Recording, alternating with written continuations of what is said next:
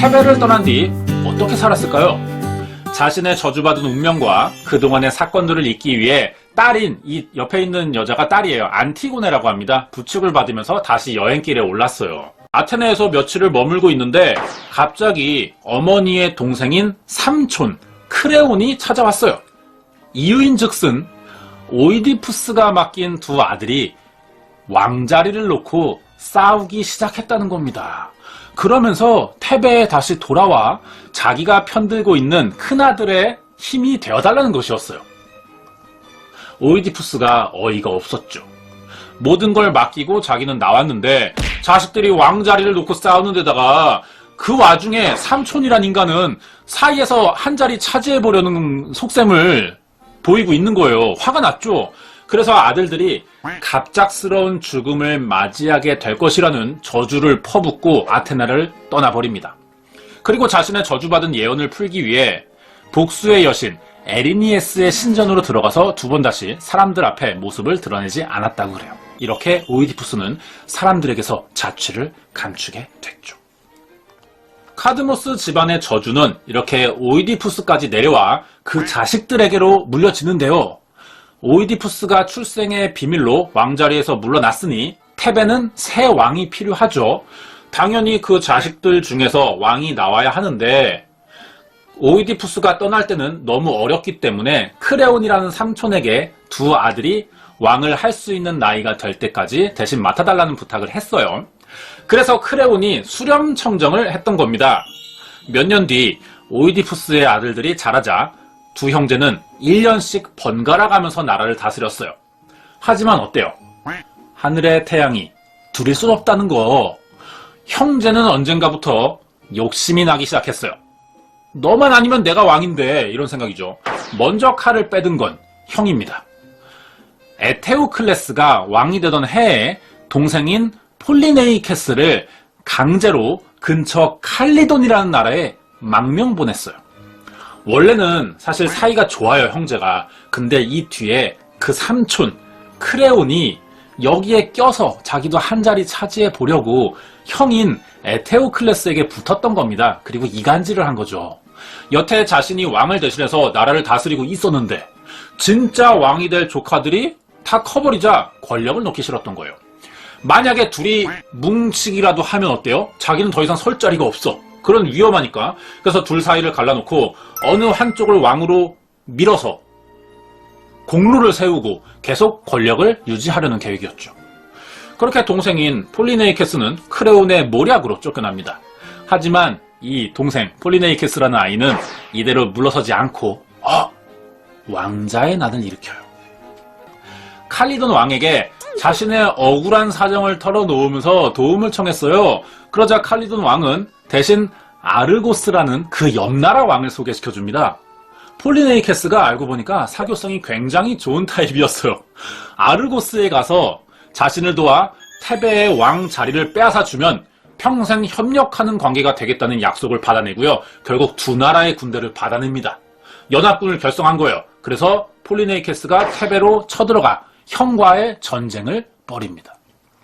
칼리돈과 아르고스가 연합해서 테베로 쳐들어갔으니 사실상 2대1 싸움이죠. 테베가 병력이 부족해요. 이때 삼촌인 크레온이 다시 등장합니다. 크레온은 이간질 외에도 군대를 다루는 실력이 좋았는지 의외로 테베가 승리합니다. 하지만 다시 2차 전쟁이 시작되죠.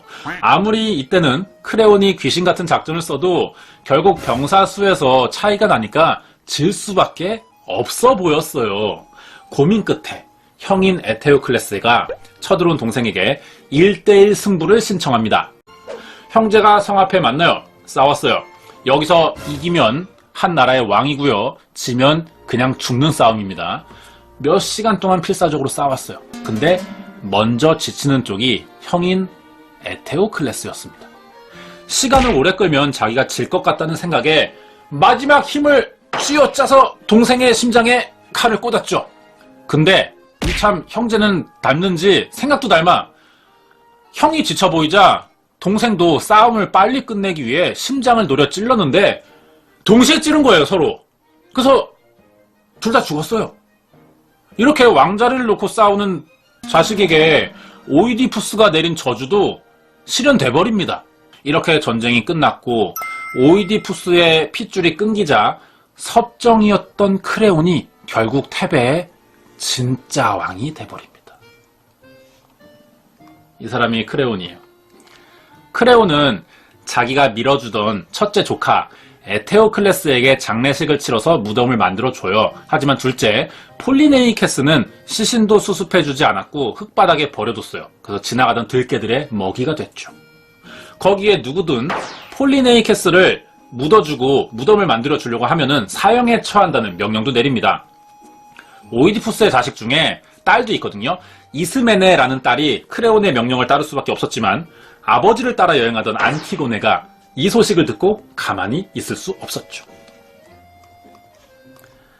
폴리네이케스의 시체에 흙이라도 좀 뿌려줘야겠다는 생각에 성 밖을 나왔다가 크레온에게 붙잡혀요. 크레온이 갑자기 고민이 많아집니다. 전 왕의 딸을 처벌하자니 조카에게 벌을 내렸다고 비난할 사람들이 무서웠고 가만히 놔두자니 자기 권위가 떨어질 것 같거든요. 거기에 이미 안티고네는 자기 아들과 결혼도 할 예정이었어요. 그래서 다시는 무덤을 만들지 말라는 약속을 받고 끝내려고 했습니다. 그런데 안티고네가 어때? 금지 높은 오이디푸스의 혈육이었던 겁니다. 거절했어요. 그러자 화가 난 크레온이 결국 안티고네를 생매장시키려고 합니다. 그렇게 안티고네가 무덤가로 끌려가고 있는데 예전에 오이디푸스에게 진실을 말해준 예언가 테이레시아스가 나타나서 크레온에게 이런 말을 해요. 너 계속 이런 행동하면은 가족이 저주받을 거야. 이 저주가 너네 집으로 옮겨갈 거야. 이런 예언을 해줍니다. 겁이 난 거예요. 그래서 안티고네를 살려두라고 명령을 했지만 안티고네는 이미 스스로 목을 맨 뒤였어요. 소식을 전해들은 약혼자 하이몬도 크레온의 아들이죠. 하이몬도 목숨을 끊었고 아들의 죽음에 충격을 받은 크레온의 아내까지 목숨을 끊습니다. 이렇게 아무도 오이디푸스 가문의 저주를 피하지 못하게 됐죠. 정리해보자면 테베를 세운 카드모스가 신으로 모시던 아레스의 자식인 뱀을 죽이면서 저주가 시작돼요. 그리고 자신의 몸을 제물로 바치면서 자기는 할 도리를 다 했다고 생각했어요.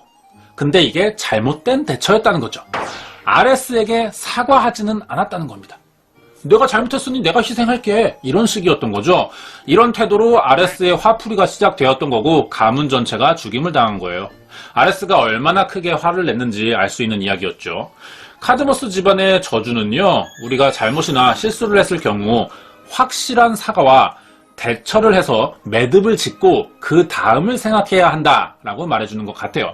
그렇지 않으면 이 잘못은 몇 배로 돌아와서 감당해야 되고 심지어 내 주변의 동료가 부담해야 되는 경우도 생길 수 있다는 거죠. 교훈이 확실한 이야기지 않나 싶습니다. 이런 이야기를 좀 교훈 삼으면은 사회생활이나 어떤 인간관계 바깥에서 사람들을 만날 때에도 좀 도움이 되지 않을까 싶어요. 내가 저지른 일은 내가 확실히 책임지고 사과를 한다. 확실한 사과를 한다. 이런 이야기지 않나 싶습니다.